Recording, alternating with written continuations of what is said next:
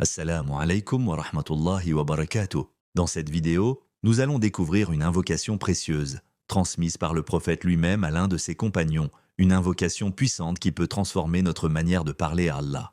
Restez bien jusqu'à la fin et likez pour faire passer ce message autour de vous. Et je terminerai avec deux recommandations du prophète alayhi salatu wassalam. La première, c'est une invocation qu'il a enseignée à Mu'adh. Et la deuxième, c'est une invocation que lui-même alayhi salatu wassalam récitait tout le temps. Et ça, on doit vivre avec et mourir avec. Il dit « Oh Mu'adh, je t'aime ». Imaginez-vous quelqu'un de pieux, un savant vous dit « Je t'aime ». Déjà là, un roi te dit « Je t'aime ». Ah, le prophète Mohammed alayhi salatu wassalam dit « Foulan, Mohammed, je t'aime ». C'est khalas, t'as tout gagné. Ah, il peut m'arriver ce qui m'arrive, khalas. Eh bien, il dit, oh Mu'adh, je t'aime. Je vais t'apprendre des paroles.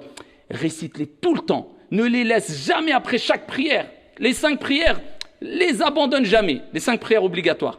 Il lui dit, dis après chaque prière, quand tu as terminé ta prière, certains savants ont dit, c'est juste avant de taslim, quand tu as fini de tashahhud, Allahumma a'inni ala dhikrika wa shukrika wa husni ibadatik. La preuve que la rectitude, on peut l'avoir qu'en demandant de l'aide auprès d'Allah. On ne peut pas l'avoir tout seul. Il dit, demande à Allah, faites cette dua tout le temps après les prières. Allahumma a'inni, oh Allah, aide-moi à t'évoquer, à penser à toi, à la dhikrika wa shukrika, à être reconnaissant et à la husni ibadatik et à t'adorer de la meilleure des manières.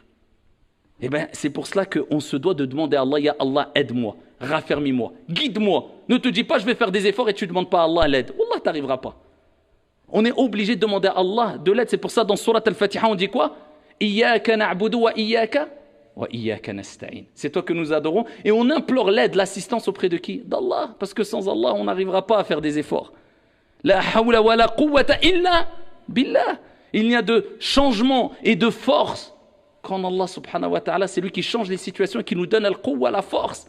Et la deuxième dua, le prophète alayhi salatu wassalam, parmi les invocations qu'il récitait, qu'il disait, qu'il mentionnait le plus tout au long de sa vie, c'est qui? C'est le prophète. Que dire de nous? C'était quoi? Ya muqallib al-qulub, thabbit qalbi ala dinik. Oh toi qui retourne les cœurs, parce que le qalb a été appelé le qalb parce qu'il yataqallab, parce qu'il se retourne. Un jour t'es bien, un jour t'es mauvais. Ça va vite, ça glisse. Tu glisses vite, fais attention.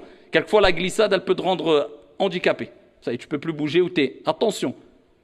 Le cœur, il change. La situation change. L'état de la personne change. Le prophète, tout le temps, il répétait « Oh, toi qui retournes les cœurs, raffermis, laisse mon cœur, raffermis mon cœur sur ta religion. » Ce que nous venons d'entendre est un véritable trésor, une invocation enseignée par le prophète que nous devrions tous mémoriser et utiliser dans nos moments d'invocation. Appliquons ce bel enseignement dans nos vies, car il est venu de la meilleure des sources.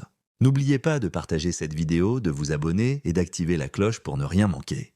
Qu'Allah accepte nos invocations, purifie nos cœurs et nous rapproche toujours de lui. Amin.